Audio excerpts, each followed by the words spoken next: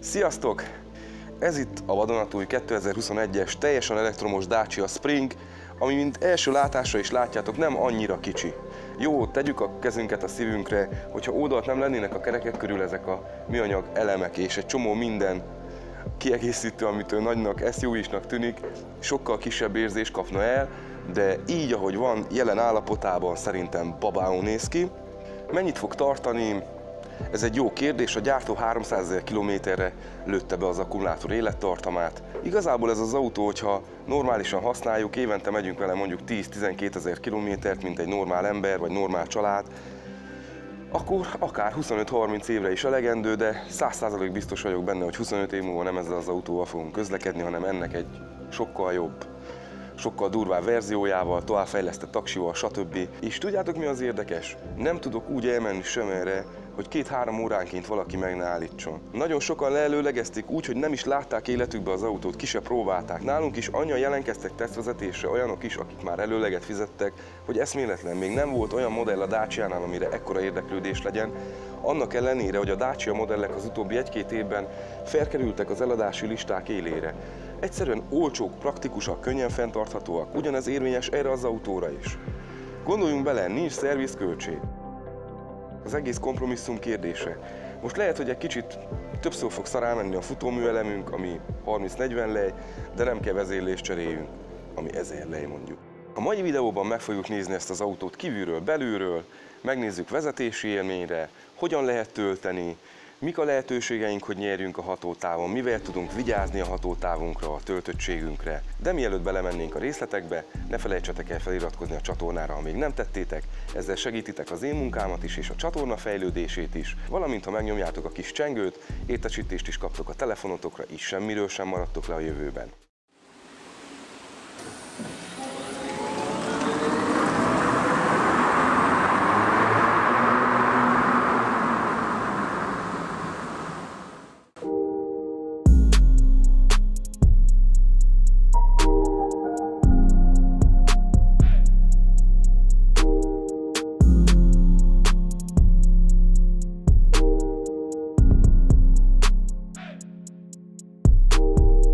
Nagyon egyszerű, apró megoldások mutatják azt, hogy mennyire tudnak spórolni. Például kezdjük azzal, hogy az ablaktörlőnk az 1 darab. 2 karja van, de 1 darab. A motorháztető tagolása az ugye az új Sanderóra, Loganre, Dusterre hasonlít. Az első lámpáink is az új Dacia Design szolgálják, nappali ledes fénnyel és a halogén fényszórókkal. Az, hogy ide alul tették be a rövidfényünket, nekem egy kicsit olyan citroenes, olyan jó harapósra, maszkulinra van megcsinálva az egész. Kicsit úgy még felállnak a vállai, pont úgy, mint a Dusternél, hogy úgy lássad, hogy érkezek.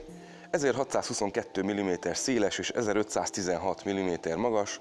Érezzük, hogy a számok nem adnak túl sokat, de nem is várunk el túl sokat. Amikor bejelentették, hogy lesz Dacia Spring teljesen elektromosan, akkor is biztos volt mindenki abba, hogy egy kicsi autó lesz, mert 8000 euróért, 7009-ért, bocsánat, roncsprogrammal, nem tudsz egy akkora autót csinálni, mint egy X5-ös, tehát nincs ahogy elvárjuk. Na de mi is van a motorháztető alatt? Ebben egy 33 kW-os, 44 lóerővel rendelkező elektromotor van, aminek 150 Nm a nyomatéka, viszont tudjuk az összes elektromos autóról, hogy mi a jó benne, a nyomaték mindig, minden körülmények között és mindenhol ott van. Nincs mese, az első padlózástól kezdve egész addig, amíg elengedjük a pedált, addig húz. Na padlózzuk le.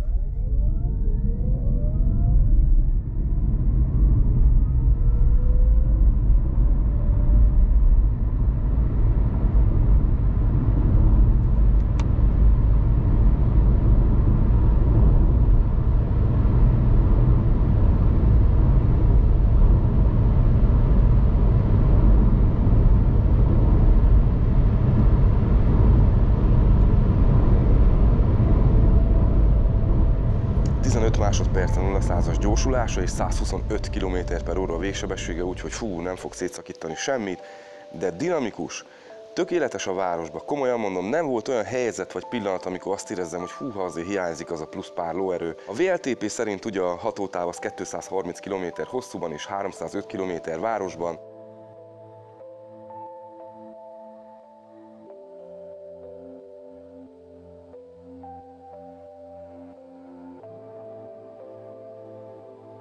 Ebben teljesen másképp utazol. Vibrációmentes, nagyon csendes, motorhang nélkül ugye nincsenek rángatások a fokozatok között, nincs az elindulásnál semmi probléma mondjuk hegyre, vagy bármilyen helyzetbe. Tökéletesen, folyékonyan mész vele.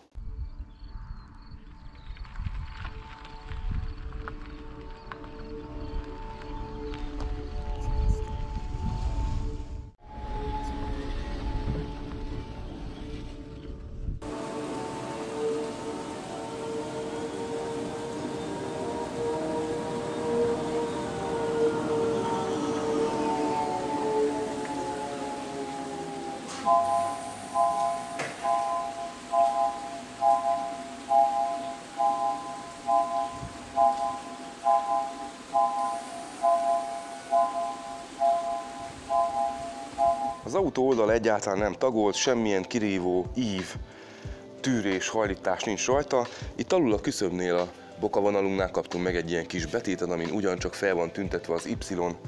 Az ajtóink jó szögben nyílnak, engem teljesen amúgy a Sanderóra emlékeztet, így mikor kinyitom az ajtóját, és ami egy óriási meglepetés volt még számomra is, az az, hogy elől rám beállított üléssel tökéletesen beférek hátra, de komolyan tökéletesen. A beszállás, látszik az, hogy maga ez a kis lyuk, ez olyan, hogy úgy le kell hajtsd a fejed, és úgy kicsit úgy préseled magad, amíg beszállsz, de amikor bent vagy, minden okés. El szoktam azt is mondani, hogy 2,5 méteres tengelytávon felül már minden centi aranyat ér, ebben a tesztben nem mondom el, mivel 2423 mm a tengelytáv, 3734 mm hosszú maga az egész autó. Tetőcsomagtartónkba is beleloptak egy ilyen kékes játékot, ennek a kék cuccnak a tapintása olyan, mint egy okostelefonnak a hátsó része, tehát olyan kicsit olyan szárcsiszolt anyagnak érződik. 14-es acélfelniken gurulunk, vékony gumikkal, de mi kell egy elektromos autónak? Kevés tapadás, hogy minél könnyebben guruljon, ne lassuljon olyan gyorsan, minél nagyobb átlagsebességet tudjon tartani. A hátsó részünk is nagyon pofás.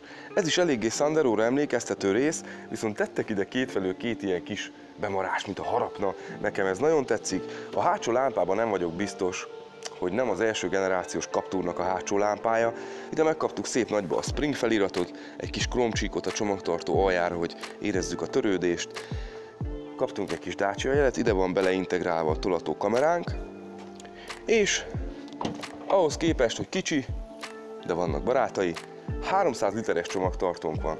Ezen felül helyet kapott a pótkerekünk is, egy emelőrész is, a töltőkábeleink, plusz, amit nem csináltak meg még az új Loganben sem, szépen gumírozott cuccal le van védve a csomagtartónak itt ez a része, ahol teszed be a dolgokat, hogy ne üssük le egyből. A csomagtartó ajtó könnyűségéről inkább ne beszéljünk. Úgy, be kell tenni, hogy legyen a helyén, és mindenki csodálkozik azon, hogy egy kicsi aksiból, mert ugye 27,4 kW az aksi, amiből 26,8-at tudunk tulajdonképpen felhasználni. Hogy tud ekkorát menni az autó? Nagyon egyszerű. 950 kg. Nincs súly. Ha egyedül beleülsz, akkor is éppen csak, hogy elhagyod az 1 tonnát, ha nem vagy a baletttársulat tagja, ugye, egyszerűen az autó nincs, amitől fogyasszon. Ez ugyanúgy az értékvesztésre is érvényes. Minden, ami ebben az autóban benne van, minden, ami rajta van, semmi sem a legmodernebb, a legtrendibb, nem fog akkor átesni az ára, mert egy csomó minden már elavult technológia, ami benne van, viszont elég. Funkcionális, teszi a dolgát, ugyanúgy a klíma, mint a kis navigációnk, vagy a szervó, vagy a tempomat.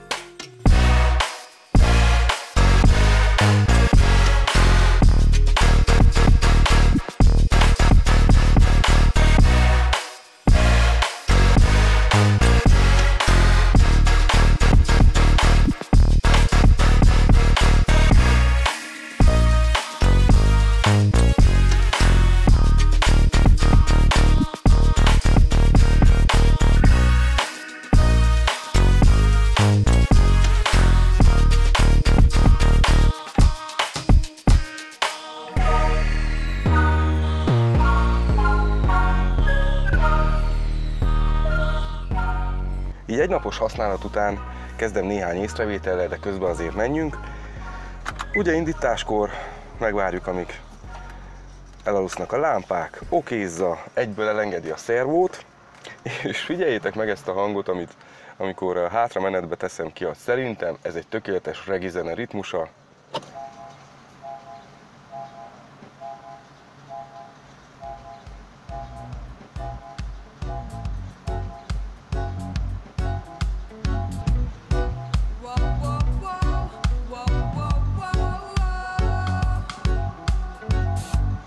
...30 kW-tal tudja felvenni az energiát, és tulajdonképpen 26,8 kW-os aksink van, úgyhogy kis fejszámolással rájövünk, hogyha az aksink nem volt jobban lemerülve, mint 5-10%, akkor körülbelül 40 perc alatt feltölti az akkumulátorunkat teljesen, ami nagyon baráti. Jó kilátsz belőle. Az ülés pozíció, hát az olyan, hogy úgy el kell fogad, mert magasságot nem tudsz állítani, mondjuk így is elég magasan ülünk. Előre-hátra lehet állítani, valamint egybe ezt az egész háttámla részt, és ezzel kimerül a készlet. Ez nem is zavar annyira, megmondom őszintén, inkább a kormány, ami egy kicsit zavaró, hogy nem lehet állítani le-fel, kibe, semmilyen pozícióba, tehát ez ide van téve, itt van, de a költséghatékonyság ugye így kívánta meg. Annyi biztos, hogy ez az autó, ez páratlan. És nagyon sok szempontból. Ha csak autós szemszögből nézzük, és tudjuk, hogy 7900 euróért lehet megvenni roncsprogrammal, még akkor se lenne olyan rossz. Ez az igazság. Egy jó kicsi benzinmotorral azt mondaná az ember, hogy na, ha tetszik a forma, magasan szeretne ülni, kicsit leszeretné szállni az útról közbe-közbe, még akkor se lenne egy rossz választás, de így, hogy teljesen elektromos, egyszerűen verhetetlen az ajánlat. Itt hasonlítgathassuk bármihez, de ha csak a Zoe-t nézzük is, ott is 18 000 az alap. Biztos, hogy többet megy mindez. Én amondó vagyok, hogy aki azért vesz elektromos autót, hogy a város között megoldja a közlekedését, tudja, hogy ott szennyez a legtöbb környezetet, ezt meg szeretné teljesen sporolni, és második autónak veszi, annak egy ilyen Spring, nemhogy elég, még az elégen is túltesz. 100%-os vagyok benne.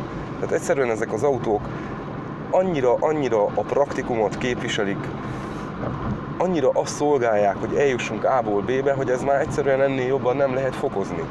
Nem tudom elképzelni, hogy valaki ennél még durvábban meg tudja csinálni, de mégis elfogadhatóban. Berobbant ez a kocsi. Így, ahogy van, a maga egyszerűségével, puritánságával, őszinteségével. Nézzük meg azokat a megoldásokat, amivel ők ki tudták hozni ezt az összeget. Ez a belső konzol rész nekem ilyen első generációs kaptúros, ugyanúgy, ahogy a hátsó lámpa is. Megmernék esküdni, hogy az is abból van. A kormány az ugye megszokott Dacia kormány, tele vakkapcsolóval, tehát látszik azt, hogy még nagyon sok mindent lehet majd belekérni. Szellőzőket ismerhetjük Sanderóból, Loganből, bármelyik más típusból. Ezek a kapcsolók, középre van téve a két ablaklehúzó, központi zár, Eco mód, ami csak annyit tesz, hogy az amúgy is 125 km/h végsebességünket limitálja 100-ra, úgyhogy túl sok haszna nincs. Megkaptuk a már ismert LG fejegységünket, tempomat van az autóban, beszédfelismerés, ide középre kaptuk meg a sebességváltónkat, ami egy kis pöcök, olyan mint egy Dusterben mondjuk az üzemmód választó, váltja a polaritását a villanymotornak, ennyit csinál. Van tárolórekeszünk itt lent a kapcsolókar előtt, van két oldalt az ajtóban, és egy akkora kesztyűtartónk van, rendesen oda tesz, tehát nagy SUV-kban nincs ekkora kesztyűtartó, ide be lehet pakolni mindent. Élmény menni a kocsival, tehát suhansz csendbe, ugye ezt az összes elektromos autó tudja, de az, hogy ez egy Dacia, ez az emberben még valahogy még beletesz egy olyan pluszot, hogy az igen. Hát 18 éves koromban, amikor jogsit kaptam, 15 éve, és 1300-as Daciával mentem egy évig. Ha valaki azt mondta volna, hogy 15 év múlva egy elektromos Daciát fogok tesztelni, és nem csak azt nem hittem volna el, hogy elektromos Daciával fogok járni, hanem azt sem hittem volna el, hogy a saját okos telefonomról, amiről akkor fogalmunk se volt, hogy létezik, fogom követni azt, hogy hol hagytam mondjuk az autót, ha elfelejtettem volna, vagy mennyire áll a töltése, be tudom előre indítani a melegítést, tehát rendesen ezek ilyen felfoghatatlan dolgok lettek volna 15 évvel ezelőtt, Most már ugye hallottunk róluk, hogy van ilyesmi különböző gyártóktól, mindenféle autóban, de azt, hogy a Dacia meg tudta csinálni ilyen méretben és ilyen minőségben, ennyire olcsón, nem tudom, hogy kínai segítség nélkül ment volna-e, szerintem ezzel el fogják árasztani, és nem csak Európát, ugye az egész világot. Mert Kínában is már ennek a Renault verziója az már gyártódik egy ideje, de így, hogy ez a Spring ez így bejött Európába egy kis átalakítással, ez mindent meg fog hódítani, ami létezik. Nincs az a piac, ahol ne találja meg az ember benne a számítását. Egyszerűen. És dinamikusan beindul azért. Tehát oké, hogy 60 után már nem olyan gyors, de 60-ig nagyon jól veszi a troppot. Tehát visszatérve a gondolatmenetre, vegyünk egy olyan családot, ahol minimum egyik vagy mindkét fél bejár dolgozni valahonnan. Mit tudom, csak 20-30 kilométerről. Ezen kívül van még egy kis dolguk a városban, tehát egy nap mondjuk mennek 100 kilométert. Ők minden nap elköltenek üzemanyagra 25-30 lejt. Az egy hónapban már 900 lej, ha 7 lejjel veszük, akkor ugyanaz 210 lej. Nem mindegy. És a másik dolog, hogy egy ilyen autót, ha beteszünk leasingre, akár 5 évre, kicsi előleggel, úgy, hogy 5000 eurót mondjuk meg is hagyunk belőle, kijön a leasingünk, csak az üzemanyag költsége. Miről beszélünk? Tulajdonképpen az ember azt csinálja, hogy ugyanannyit költ, mint eddig, csak lesz egy elektromos autója, ami környezetkímélő, és 5 év után minden hónapban spórol magának egy leasing költséget. És nem hiszem, hogy valaki, ha vesz egy ilyen autót, 5 év alatt kijárja belőle a 300 000 kilométert, tehát hogy 60 000 fog menni vele évenként. Nem hiszem. Ezt általában második autónak fogják venni az emberek. Nem csak egyedüli autónak. Mondjuk lesz olyan is, aki azt mondja, hogy amikor elmegy kirándulni, ott tud bérelni, a hétköznapokra, itthonra ez bőven elég. Ezzel tulajdonképpen lehetőséget adnak mindenkinek az átállásra. Arra az átállásra, amitől mind félünk, mert mind azt mondjuk, hogy nincs pénzünk elektromos autót venni. Miből? Miből veszel 20-30 000 eurós autókat magadnak? Csak úgy. Azért, mert a törvény azt mondja, hogy nem engedi meg a dízelt. Mi lesz, ha betiltják, mi lesz, ha felviszik az adót, mi lesz, hogyha ez, mi lesz, hogyha az. Ott van a Péter, veszek egy Springet, és azt mondom, hogy el vagyok vele, és ha nagyon akarok menni, akkor 2 hetente hétvégén megküldök valami jó autót. És ez van. El tudom fogadni, mert ezt annyiért adják, ami még úgy bele tud férni, részletre is.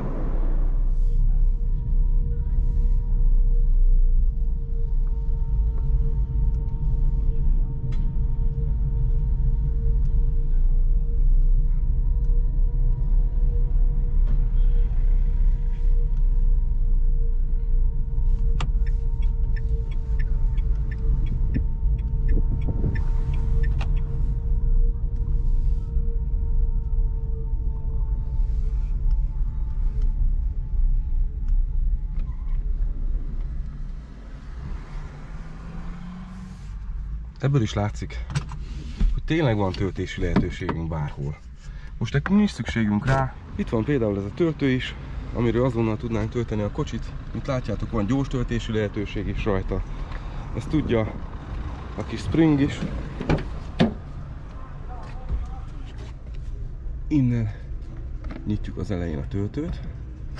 Gyerekek imádják, most mondom.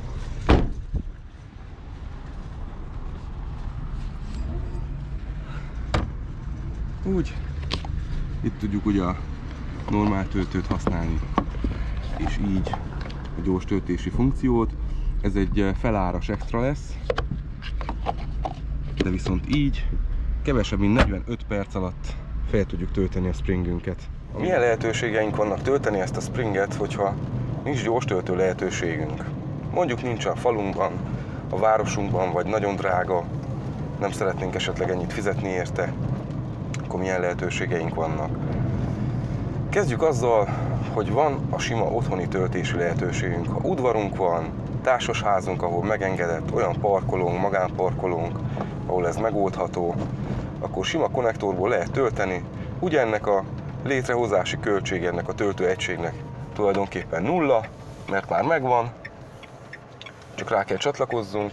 2,3 kW-tal tudja tölteni az autót, ami azt jelenti, hogy körülbelül olyan 12 óra kell neki ahhoz, hogy feltöltődjön, sac per kb. Ezen kívül ott van a háromfázis lehetősége. A háromfázisú áramnál már 3,7 kW-tól tudnak kisajtolni, körülbelül 100 euróért felállítják a rendszert, és 8 óra alatt tudja 0-ról 100%-ra feltölteni a kocsit. Egy következő lehetőség egy wallbox felszerelése. A wallbox az tulajdonképpen egy megerősített töltőállomást jelent, ami egészen 22 kW-ig megengedhető, 600-tól 4000 euróig van körülbelül az az árlista, ahol ezek úgy beleférnek. Az az igazság, hogy már egy 7 kW-os töltővel is 5 óra alatt megvan, 4-5 óra alatt, de ha 22 kW-ost választjuk otthonra, akkor 1 óra 10 perc. Ez tényleg egy olyan időtartam, ami eszméletlen rövid. Én úgy vagyok vele, hogy ha már simán egy 220-am lenne, és minden nap csak egy 100-as fogyasztanék le belőle, egyszerű fejszámolással is kijön, hogy körülbelül 5-6 óra alatt visszatöltené 100%-ra, úgyhogy ez egy nagyon elérhető, legköltséghatékonyabb és legegyszerűbb megoldás. Nem tudom, hogy ennél egyszerűbben hogy lehetne elérhetővé tenni az elektromos autózást. Azt, hogy az embernek kedve legyen menni vele, mert amúgy eszméletlen jó érzés az, hogy csak suhansz csendbe, semmi motorzajod nincs. Mindenki szeretné megtanulni, hogy minél több hatótávot ki tudjon hozni az autóból. Először is tisztában kell lennünk vele, hogy mik azok a dolgok, amik az autó hatótávját befolyásolják. Elsősorban a környezeti tényezők, ugye a külső tényezők, például az időjárás, az nagyon-nagyon sokat számít, hogy milyen idő van, mennyi a hőmérséklet. Ezen felül nagyon sokat számít az is, hogy milyen az út. Ha ilyen finom aszfalton gurulhatok lejtőre, természetes, hogy az autó csak tölteni fog, és csak jó neki az, hogyha használjuk. Viszont, hogyha tele van gödrökkel, nem tudunk haladni jobban, mint 20-30, és még mellé egy domb is, egyszerűen akkor annyira kihasználjuk az autónak minden egyes erejét, hogy szó szerint felezzük a hatótávunkat. Milyen gumikat használunk? Ez is nagyon sokat számít. Ugye ezen 14-es kerekek vannak, tulajdonképpen ez nem egy vagyon, úgyhogy ebből lehet jó minőségűt venni. Ezen felül nagyon fontos, hogy milyen sebességgel közlekedünk, milyen átlagsebességgel, mennyi csomagot viszünk, hány személlyel utazunk. Egy átlagautónál is beleszólnak a fogyasztásba, ugyanúgy egy elektromos autónál is beleszól. Tehát nincs, ahogy ezt kiküszöböljék. Mindig ellenőrizzük azt, hogy a guminyomások egyformák legyenek, mert az is nagyon sokat számít, ugye egy gurulásnál, vagyis magyarul a visszatöltésnél. Tényleg ezek olyan apróságok, amikkel nagyon sokat lehet sporolni. Ezen felül igyekezzünk abba járni autópályán is, hogy ne a maximális sebességgel menjünk, hanem mondjuk a minimális megengedettel, vagy mondjuk egy 100-zal. Próbáljunk minél folyékonyabban menni, ne padlózni a kocsit, se a féket, se a gázt. Egyszerűen hagyjuk élni az autót. Egy másik megfigyelés, hogy például ha elhagyom a 80-at, és felnyomjuk 85-6-ra, és elengedem a gázt, nem tölt vissza. Figyelitek? Semmi visszatöltés. És hogy elérkezik 80 alá, kezd visszatölteni, olyan 75 körül. Onnan már rendesen töltöget vissza. És 70 alatt tölt vissza maximálisan. Tehát vannak ilyen érdekes megoldások benne, amit csak úgy veszel észre, hogyha használod. Ha sok elektromos autós van köztetek, írjátok le tapasztalataitokat kommentben, nektek mennyire vált be, mit szóltok az új Springhez. Nagyon-nagyon kíváncsi vagyok a véleményetekre. Aki egy kicsit is józanésszel gondolkodik, az látja, hogy ez a legjobb árérték arányú autó a piacon, mert visszahozza a saját árát, környezetkímélő, nem kell adót fizess utána, non euró, igaz-e?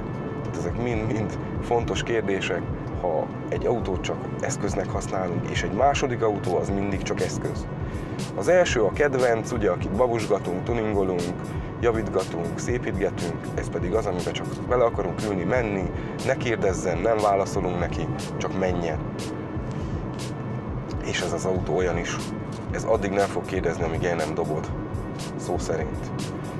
Kemények az anyagok természetesen, de szeretnék puha anyagokat bele, plusz 1000 euróért, én nem. Van a Dacia applikáción belül egy olyan rész, ahol az Eco módot megtanítja nekünk, hogy lehet tényleg finoman menni. Szó szerint ez egy ilyen kis oktató lecke, ami után garantálom, hogy minimum 20-30-40 kilométert is hozzá tudtok tenni az autótok hatótávjához, ami nagyon sokat jelent egy elektromos autónál. Én mindenkinek csak ajánlani tudom, semmi elfogultság nélkül. Egyszerűen nincs konkurenciája.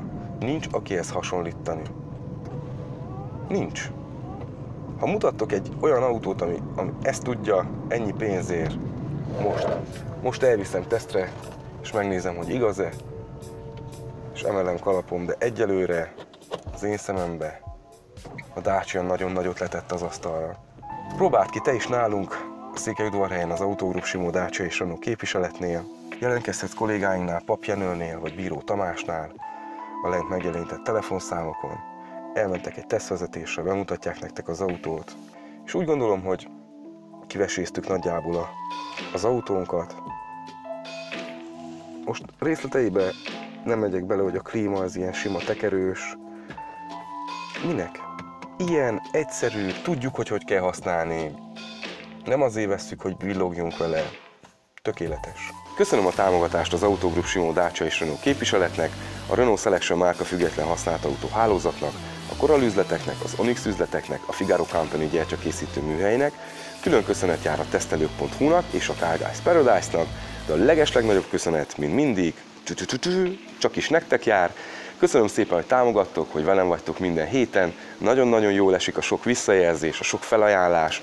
Annyi szép autót felajánlottatok, hogy egyszerűen az év végéig úgy néz ki, hogy megvan a táblázat, hogy mivel is fogunk dolgozni. Nagyon sok érdekes teszt lesz még idén. Lesz Subaru Impreza, lesz Audi RSQ3, G500-as Merci, 1300-as Dacia, tehát van bőven a listán olyasmi az új és a kevésbé használt autók mellett, ami tényleg különleges is valamilyen szempontból. Köszönöm szépen, hogy velem voltatok ma is, és együtt kipróbáltuk ezt a kis csodát. Remélem, hogy nagyon sokan lesztek, akik úgy döntenek, hogy második autónak tökéletes lesz egy ilyen Spring.